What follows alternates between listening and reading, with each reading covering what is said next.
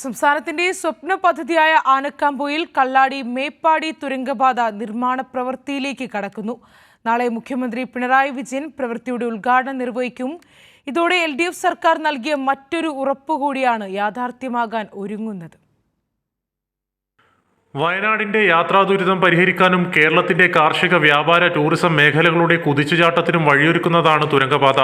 കഴിഞ്ഞ സെപ്റ്റംബറിൽ പ്രവൃത്തി ടെൻഡറായതാണ്. 2043.74 കോടി രൂപയാണ് പ്രതീക്ഷിത ചെലവ്.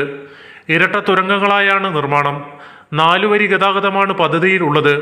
8.11 കിലോമീറ്ററാണ് തുരങ്കത്തിന്റെ ദൈർഘ്യം.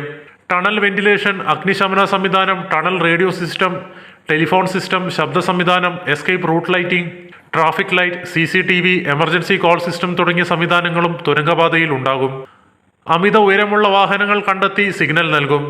പുതിയ ടണലിംഗ് മെത്തേഡ്, ഓസ്ട്രിയൻ മെത്തേഡ് രീതി നടപ്പിലാക്കുന്നതുകൊണ്ട് തന്നെ തുരങ്കങ്ങളിൽ ഏറ്റവും ആധുനികമായ സൗകര്യങ്ങളോട് കൂടിയ ഒരു പദ്ധതിയാണ് ആനക്കാംപൊയിൽ കള്ളാടി മേപ്പാടി തുരങ്കപാത. അത് ടൂറിസം മേഖലയിൽ വലിയ ഉണർവുണ്ടാക്കും.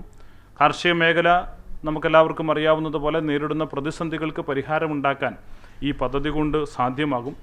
വലിയ ഒരു വ്യവസായ ഇടനാഴികൾക്ക് ഇടയാകുന്ന ഒരു പദ്ധതി എന്ന നിലയിൽ കൂടുതൽ സംരംഭങ്ങൾ വരാനുള്ള സാധ്യതയുണ്ട്. ഓരോ 300 മീറ്ററിലും ക്രോസ് പാസേജുകൾ ഉണ്ടാകും. ചുരമില്ല ബദൽപാത എന്ന വയനാടിന്റെ ചിരകാല സ്വപ്നമാണ് യാഥാർത്ഥ്യത്തിലേക്ക് നീങ്ങുന്നത്. പറയുന്നതേ ചെയ്യൂ, ചെയ്യുന്നതേ പറയൂ എന്ന പിണറായി വിജയൻ സർക്കാരിന്റെ ശൈലി അടിവരയിടുന്നതാണ് പുതിയ വയനാട് തുരങ്കപാതയുടെ നിർമ്മാണ ഉദ്ഘാടനം. കൈരളി ന്യൂസ്, കോഴിക്കോട്.